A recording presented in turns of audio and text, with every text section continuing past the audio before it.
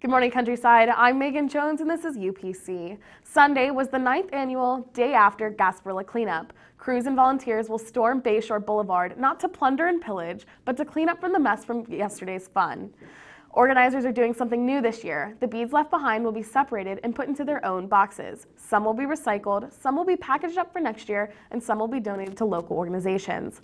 Last year, they collected 6,000 pounds of trash and recyclables. Organizers say about 60% of the trash is grabbed from Bayshore Boulevard, but 40% is trash on the side streets off Bayshore. Organizers say there is a much bigger turnout this year than expected. More than 400 volunteers showed up for the cleanup. They want to clear as much trash and beads as possible so they don't end up in the water and hurt marine life. People can also donate their beads if they don't want to keep them. Krispy Kreme on Kennedy Boulevard in Tampa will exchange 12 pounds of beads for a dozen donuts on February 24th from 9 a.m. to 5 p.m., and beads can be dropped off directly to McDonald Training Center in Tampa during regular business hours. A Valrico teenager with terminal cancer married his high school sweetheart just days after discovering he only has weeks to live. The wedding was planned in just 4 days because the couple couldn't afford to waste any more time. There wasn't a single dry eye inside the Big Red Barn in Plant City on Sunday. It was the special place where high school sweethearts Dustin Snyder and Sierra Severio got to say their I do's. The couple got engaged on Thursday and were married just 4 days later. "We did it fast because honestly, we don't know how much longer he has," said Sierra. About a year ago, on the day before Dustin's 18th birthday, he was diagnosed with a rare form of cancer called synovial sarcoma. Then it went into remission. It soon returned a second and a third time. The last time doctors said there was nothing else they could do for him. Her husband's doctors are expecting he has weeks to a month to live, said Sierra. But Sunday wasn't about counting the minutes. The crowd's hearts clashed between joy and sorrow. Despite the tears, there's an understanding. This couple is making their dream come true.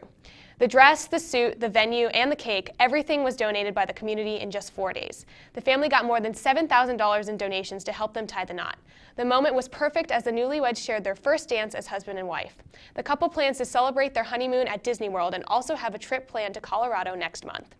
The cost of Grad Bash 2018 will be $120 and buses will leave from CHS on April 28th at 4:30 p.m. and will return the next morning at 4 a.m.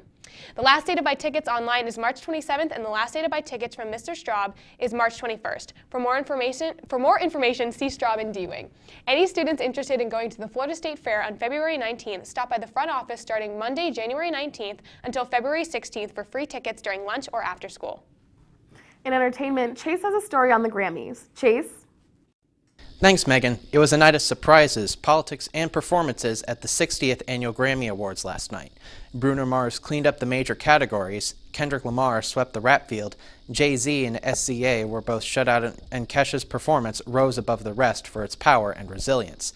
The three top honors, Album, Record, and Song of the Year, were all won by Mars for his album 24K Magic, its title track, and the single That's What I Like, respectively.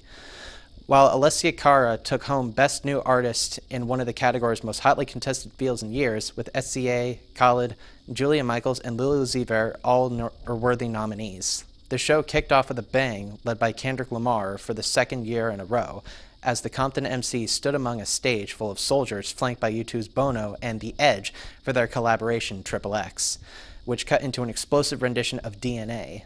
That ended with a cut to Darkness that came up with a spotlight on none other than Dave Chappelle, who quipped, "I just want to remind the audience that the only thing more frightening than watching a black man be honest in America is being an honest black man in America." Sorry for the interruption. The Grammys also served up several moments that are worth celebrating, most notably from Kesha halfway through her evening performing of her song Praying, and the fact that dozens of attendees wore white roses in support of the Me Too and Time's Up movements. It was definitely a night to remember for both the music industry and the country as a whole. That's all I have in entertainment. Now, back to the news desk. A Tampa man was arrested and charged with unlicensed practice of a healthcare profession and practice of dentistry or dental hygiene without a license. Abdel Rabah, 42, was arrested in Tampa lying through his teeth, where investigators said he established the illegal dental practice. The Florida Department of Law Enforcement, the Florida Department of Health, the U.S. Food and Drug Administration, and the Hillsborough County Sheriff's Office worked together in this investigation. FDLE was contacted by the State Department of Health in December 2017 regarding complaints that Raba was practicing dentistry without a license. Officials said Raba posted photos on social media accounts of his dentistry work, but did not hold an active license to practice dentistry. Officials also said he would refer to himself as Dr. Abdel Raba. Investigators also learned Raba was discarding trash at his residence that contained used syringes, extracted teeth, and bloodied paper towels and dental gauzes. Raba was booked into the Hillsborough County Jail on a $30,000 bond.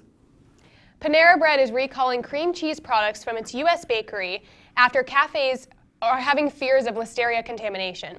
The chain said it was issuing the voluntary recall out of an abundance of caution after samples of one of its cream cheese products from a single day of production showed a positive result for listeria bacteria.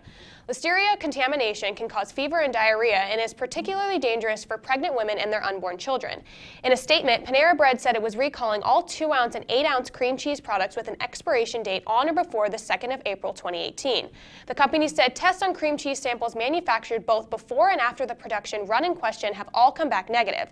About 1,600 people become infected with listeria each year and about 260 of them die, according to the U.S. Centers for Disease Control and Prevention.